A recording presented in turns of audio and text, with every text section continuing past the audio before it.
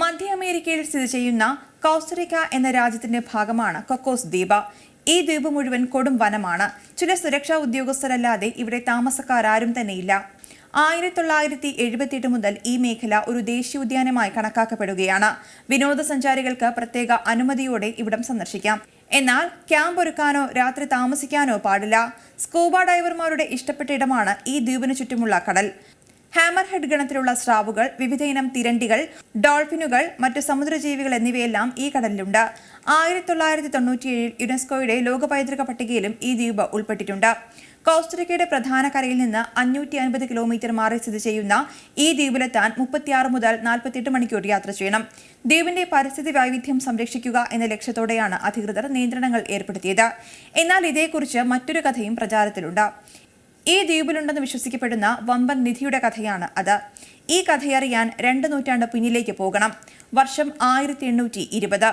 പെറുവിലെ ലിമ നഗരം ഒരു വലിയ പ്രക്ഷോഭത്തിന്റെ വക്കിലാണ്. സ്പാനിഷ് ഭരണത്തിനെതിരെ പെറുവിൽ വലിയ പ്രക്ഷോഭം അക്കാലത്ത് ഉയർന്നു തുടങ്ങിയിരുന്നു.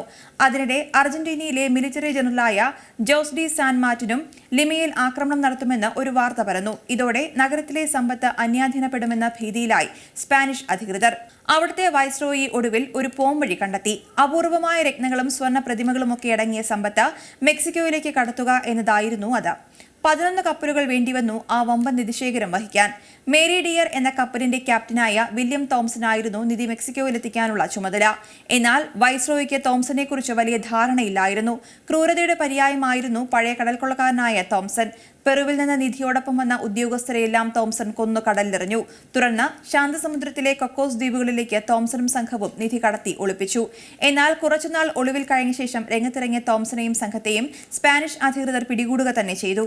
തോംസണും ഒരു കൂട്ടാളിയും ഒഴികെയുള്ള മറ്റ് സംഘാംഗങ്ങളെ തൂക്കിലേറ്റി. കൊക്കോസ് ദ്വീപുകളിൽ നിധി എവിടെയുണ്ടെന്ന വിവരം അറിയാമെന്നതായിരുന്നു തോംസനെ വധശിക്ഷയിൽ നിന്ന് ഒഴിവാക്കാൻ കാരണം. സ്പാനിഷ് അധികൃതരെയും കൂട്ടി കൊക്കോസ് ദ്വീപിലെത്തിയ തോംസണും കൂട്ടാളിയും പക്ഷേ അതിവിദഗ്ധമായി അവിടെ കാടിനുള്ളിലേക്ക് കടന്നു. പിന്നീട് ഇവരെപ്പറ്റിയോ നിധിയെപ്പറ്റിയോ ആർക്കും ഒരു വിവരവും തന്നെയില്ല. 300-ലധികം പര്യവേഷണങ്ങൾ പിന്നീട് കൊക്കോസ് ദ്വീപുകളിൽ നടത്തിയെങ്കിലും നിധി എവിടെയെന്ന് കണ്ടെത്താനായിട്ടില്ല. ഇടതുറന്നു നിൽക്കുന്ന മരങ്ങൾക്കിടയിൽ എവിടെയോ $100 കോടി വിലമതിക്കുന്ന ആ നിധി ഒളിച്ചിരിപ്പുണ്ടെന്ന് ഇന്നും ചില സാഹസികർ വിശ്വസിക്കുന്നു. പക്ഷേ ദ്വീപിൽ നിധി തിരയുന്നത് കർശനമായി നിരോധിച്ചിട്ടുണ്ട്. പുതിയ വാർത്തകളും വിശേഷങ്ങളും ഇനി വിരൽ തുമ്പിൽ. എല്ലാ ഡിജിറ്റൽ പ്ലാറ്റ്ഫോമുകളിലും ഇപ്പോൾ സീ മലയാളം ന്യൂസ് ലഭ്യം.